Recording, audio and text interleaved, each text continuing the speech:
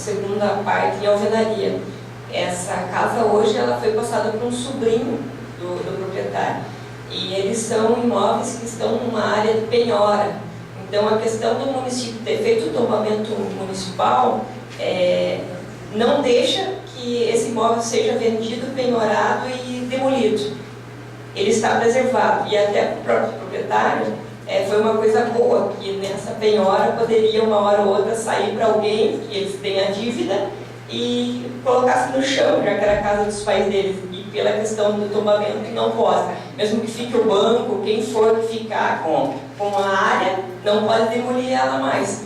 Então ele fez agora o mesmo matando penhorado, ele passou para um sobrinho, como é uma pessoa que é só ele e a esposa, não tem filhos, passou para o sobrinho, que se chama Henrique, e que hoje está assumindo essa propriedade. Aos finais de semana ele está ali e tudo, e ele quer ver se desvincula essa área em torno da casa, da penhora, para construir nas laterais também uma pousada com a área de preservação respeitada, construir uma pousada para que tragam turistas para a localidade de Marcílio Dias, ou polo em madeira da região de Canoinhas.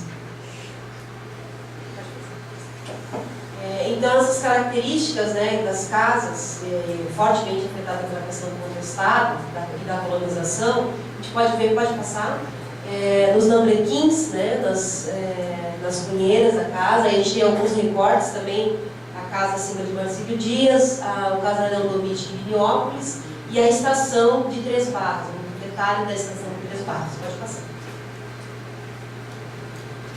Então, a gente fez alguns momentos, né? O primeiro momento foi um registro fotográfico dessa arquitetura, desses lugares, como eu disse, depois um momento de entrevista com os proprietários, depois um momento de registro em desenho e depois as formas de retratação.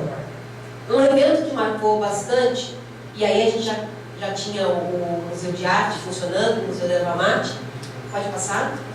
Foi essa mostra que a gente reuniu 3 cursos: Artes Visuais, Design e Turismo, e teve uma subvenção da DR-Plan, pelo governo federal também, desse registro fotográfico. Isso nos emocionou muito, porque quando a gente estava fazendo esse registro fotográfico para essa exposição, as casas, e essa foto abaixo ali, retrata um pouco disso. As casas, muitas delas estavam em situações desastrosas, assim, né? Principalmente em Marcílio Dias, algumas casas assim. E a gente, com o fato de ter montado a mostra fotográfica, essa mostra foi itinerante, ela foi nos museus, ela foi nas escolas, ela foi no supermercado. As pessoas começaram a se enxergar na casa. As pessoas diziam: a minha casa, essa casa foi da minha avó, né? Nossa, minha casa está aí, porque a gente não, né? A gente mostrando as casas. Quando a gente voltou na região, as casas estavam sendo cuidadas, né? Algumas foram pintadas, algumas foram um ajardinamento. Pode passar, vamos passar mais rápido, os outros 3 minutos. Então, pode passar? As coisas que surgiram a partir dessa mostra. Então, uma demanda maior em projetos educacionais na área de agricultura, né? A lei de tombamento municipal, que não era uma realidade do município antes dessa mostra. A partir da mostra, a gente começou a estudar, né? E fizemos reuniões e conseguimos colocar a lei. Projetos de produção artística, projetos de prática pedagógica e a criação do COMPAC, que foi o Conselho Municipal de Patrimônio Artístico e Cultural. Nós temos só 3 minutos para falar do COMPAC. Isso foi no geral. Bom, pode passar. Aí, vamos só um pouquinho. Esse era o estado da casa de Escamas, né, quando da primeira mostra que a gente fez. E aí essa casa que sofreu uma intervenção e um processo de restauração externa, né, pelo IFAM. Pode passar. Aí a casa já restaurada e a Viviane justamente fazendo uma mediação ali, que foi um dos projetos de estágio, justamente do Onelis, tá apresentando para a gente hoje, né, com os alunos da escola do lado. Essa escola fica a 50 metros dali e as crianças não conheciam a casa. A gente conversou. Aí as crianças começaram a conhecer a casa. Pode passar. Aí algumas coisas de produção artística, uma vasta produção em gravura, sob orientação da professora Carla, né, desse patrimônio. Essa casa de cima também já é um bem tombado.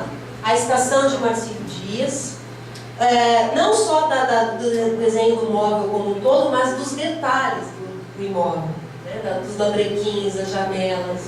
Né. Então, houve todo um registro também na área de gravura sobre isso. Pode passar. Essa é a estação a que nós referimos, a estação de Marcílio Dias. E aí também um processo educacional que a gente teve que tomar no sentido lato de educação. Justamente para não só a educação escolar da escola, mas esse evento que são essas pessoas é justamente uma pós-graduação em gestão pública. E nós tínhamos um curso de gestão pública, mas no curso de gestão pública não tinha nenhuma disciplina sobre gestão cultural. Mas na pós-graduação existia. Daí eu e a Viviane combinamos, então, de dividirmos esse passeio e fizemos uma oficina com esses gestores que estavam participando da pós-graduação pelos bens históricos e patrimoniais do município. Muitos desses gestores que estavam fazendo pós-graduação naquela época são algumas das entrevistas que o Adilson teve contato agora. Pode ir para frente. Na escola, a questão do material pedagógico também, feito a partir das próprias imagens dos prédios históricos. Né? Essa foi a primeira farmácia de Canoinhas. Então foi feito jogo de memória, foi feito quebra-cabeça, pranchas com leitura de imagem, foi produzido um grande material pedagógico, um grande acervo de material pedagógico sobre isso. Pode passar? Pode passar isso também. Aí são algumas experiências na escola com esses jogos desenvolvidos, a qual uma orientanda também que fez a produção em gravura como graduação, na graduação como trabalho de conclusão de curso, e na pós-graduação ela desenvolveu uma série de jogos também a partir do patrimônio. Daí as próprias gravuras que ela tinha produzido viraram imagens, reprodução das gravuras, imagens para os jogos do patrimônio arquitetônico. Pode passar. Esse é um trabalho já do Oneres, que é a retratação em machetaria. Né? Esse é o casarão Metzger, também em Marcílio Dias. Esse casarão ele é totalmente preservado por iniciativa do proprietário, que não vende, não aluga, não dá, não empresta. Não emprestar, não empresta. E ele tem um compromisso muito sério com isso.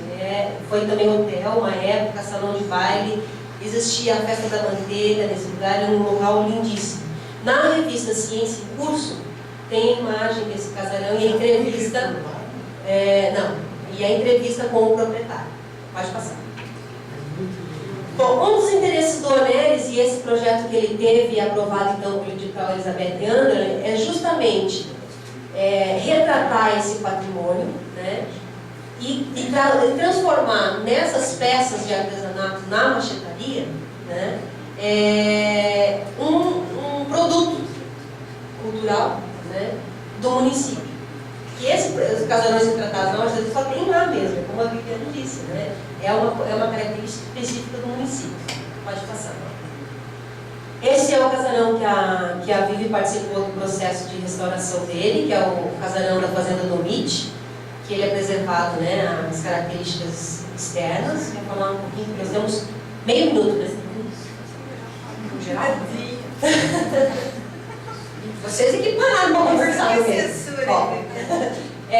Não, desculpa, falei mal. Eu já dei mais. Então, esse casarão foi também iniciativa do proprietário, o tombamento e a preservação dele, e ele é uma casa-museu hoje, que a gente pode considerar na região, que recebe visitação das escolas, os próprios alunos trabalham nessa visitação e a representação do museu dos projetos de graduação deles.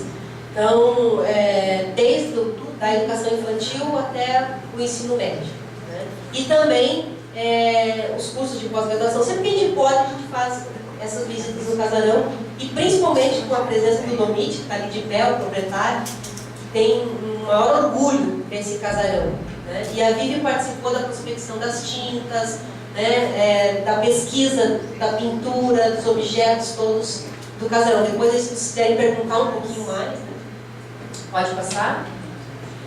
Terminamos então com uma citação do Horta, né, que diz que nem toda casa é edifício, nem todo edifício é casa, nem toda casa é museu, nem todo museu é casa, nem toda casa é histórica, nem tudo é museu casa. Então, porque a gente termina com essa justamente com essa citação e duas retratações justamente do Onélis em Machetaria, porque uma das coisas que a gente ouve muito lá no município, assim, lá vem a Nádia vivendo que gosta dessas casas velhas. Né? Então, daí todo mundo, tem uma casa velha lá, vocês não vão olhar para fazer o tombamento, né? Mas eu acho que é isso, a gente tem que, e isso foi enfatizado numa mesa hoje, né? Patrimônio por quê? Tem que ser patrimônio para um grupo, que trate uma história. Né? Aí os nossos e-mails, pode passar? Da Viviane, meu, da Viviane e do Onélis, quiserem conversar um pouquinho mais com a gente. Obrigada.